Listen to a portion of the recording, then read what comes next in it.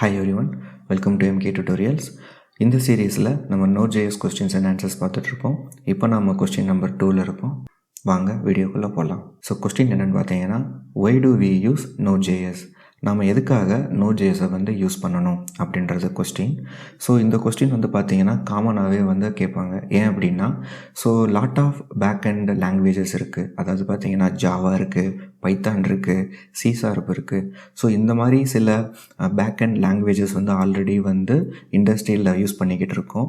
இதெல்லாம் தாண்டி நம்ம ஏன் வந்து Node.js வந்து நம்மளோட அப்ளிகேஷன்ஸ்குள்ளே வந்து இன்டெகிரேட் பண்ணிக்கணும்? எதுக்காக நம்ம அப்ளிகேஷன்ஸில் வந்து நம்ம Node.js வந்து ஒரு பேக் அண்ட் சர்வீஸாக வந்து நம்ம வந்து யூஸ் பண்ணணும் அப்படின்றது தான் கொஸ்டின். ஸோ அதுக்கு ஆன்சர் என்னென்னு பார்த்தீங்க அப்படின்னா, so first point, it is very fast. Why? Because it is built on Google Chrome's V8 JavaScript engine, which makes its library very fast in code execution. So already நம்ம எல்லாத்துக்குமே தெரியும், Node.js வந்து develop பண்ணது வந்து Google குரோமில் இருக்கிற V8 JavaScript engine use பண்ணி Node.js develop பண்ணதுனால அதனுடைய எக்ஸிக்யூஷன் பார்த்தீங்க அப்படின்னா comparing to that other JavaScript engine வந்து அது வந்து வெரி ஃபாஸ்ட்டாக இருக்கும். ஸோ இது வந்து first point. So next point பார்த்தீங்க அப்படின்னா asynchronous. Node.js based server never wait for an API to return data, thus making it asynchronous. Asynchronous அப்படின்றது என்னென்னு பார்க்குறதுக்கு முன்னாடி ஃபஸ்ட்டு நம்ம சிங்க்ரனஸ்னால் என்னென்னு தெரிஞ்சுக்கணும். சிங்க்ரனஸ் அப்படின்றது என்னென்னா ஒன் பை ஒன் எக்ஸிக்யூஷன் சொல்லுவாங்க. அதாவது லைன் பை லைன் எக்ஸிக்யூஷன் அப்படின்னு சொல்லுவாங்க. ஸோ இப்போ ஒரு லைனில் ஏதாவது பிளாக்கேஜ் இருக்குது, மீன்ஸ் இப்போ ஒரு லைனில் வந்து ஒரு பெரிய கால்குலேஷன்ஸ் பண்ணணும் அப்படின்னா, ஸோ அந்த எக்ஸிக்யூஷன் வந்து அந்த லைனில் வந்து ஸ்டாப் பண்ணிவிட்டு அந்த பிக் கால்குலேஷன்ஸ் முடிச்சதுக்கப்புறமா தான் வந்து அடுத்த லைனுக்கு வந்து மூவ் ஆகும். ஸோ அதுதான் வந்து synchronous way of execution. Asynchronous way அப்படின்றது எப்படி சொல்லுவாங்க அப்படின்னா, ஸோ இந்த மாதிரி வந்து ஒரு சில பிக் கால்குலேஷன்ஸ் ஆர் பெரிய பெரிய ஃபைல் ரீடிங் ஆப்ரேஷன்ஸ் ஆர் டேட்டாபேஸோட கம்யூனிகேட் பண்ணுறது, இந்த மாதிரி இடத்துல இருக்கிறது எல்லாத்தையுமே வந்து அந்த இடத்துல எக்ஸிக்யூஷனை வெயிட் பண்ணாமல் அதெல்லாம் வந்து அசிங்க்ரனஸாக ரன் பண்ணுறதுக்கு வந்து சில க்யூஸ் அண்டு கால் ஸ்டாக்ஸ் இருக்கும். ஸோ அதில் வந்து Node.js எல்லா ப்ராசஸையும் வந்து ஸ்டோர் பண்ணி அதில் ப்ராசஸ் பண்ணி எடுத்து ரெஸ்பான்ஸை வந்து சென்ட் பண்ணோம். ஸோ இதனால் வந்து என்ன நடக்காது அப்படின்னா, அந்த இடத்துல வந்து எக்ஸிக்யூஷனை வந்து வித்தவுட் ஸ்டாப்பிங் வந்து அடுத்தடுத்து வந்து ஃபர்தராக வந்து பண்ணிக்கிட்டு இருக்கோம். ஸோ இது வந்து செகண்ட் பாயிண்ட்.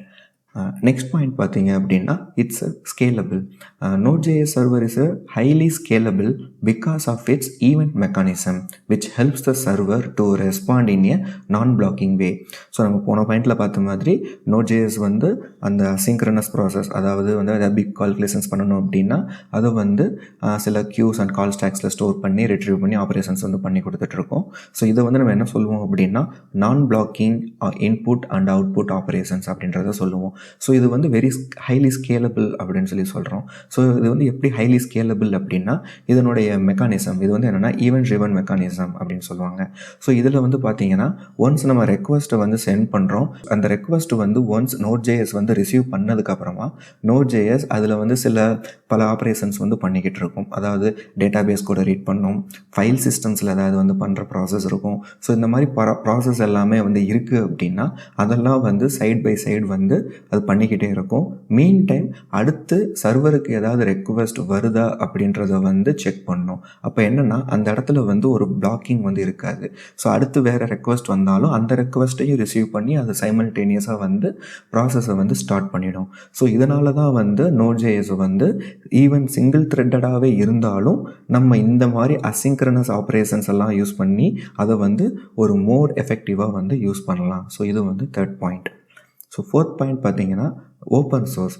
நம்ம எல்லாருக்குமே தெரியும் Node.js வந்து இனிஷியலாக ஓப்பன் சோர்ஸாக இருக்காங்க, இப்போயும் வந்து ஓப்பன் சோர்ஸாக தான் இருக்குது. ஸோ அந்த வெர்ஷன் 1லேருந்து இப்போ கரண்ட் வெர்ஷன் வரைக்கும் வந்து Node.jsக்கு வந்து கான்ட்ரிபியூஷன்ஸ் அப்படின்றத பார்த்தீங்கன்னா பிக் டெக் கம்பெனிஸ்லேருந்து ஒரு டெவலப்பர்ஸ்லேருந்து ஒரு கம்யூனிட்டி வைஸ் வந்து அது வந்து Node.js வந்து it's a very extensive open source community.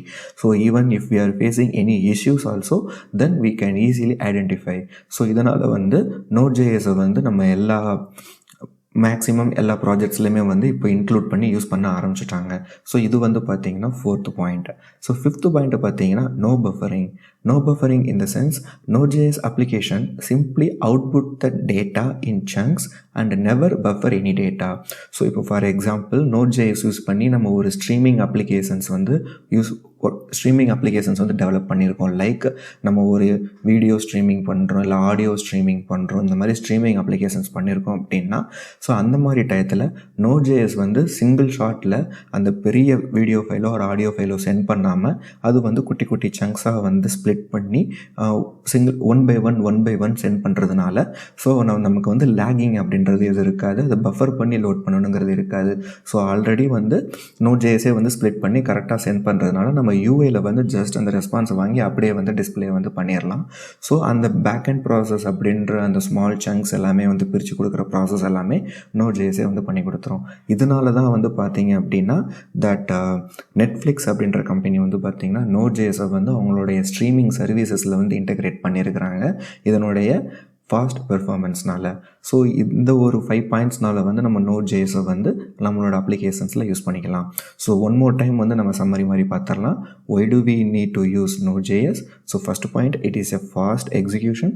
Second point, it's using that asynchronous way of execution. Third point, it's a highly scalable. And fourth one, it's a open source community. And fifth one, there is no buffer for sending a data to that UI. So இந்த ஒரு 5 ரீசன்ஸ்னால வந்து நம்ம Node.js வந்து நம்மளுடைய ப்ராஜெக்டில் வந்து integrate வந்து பண்ணிக்கலாம்.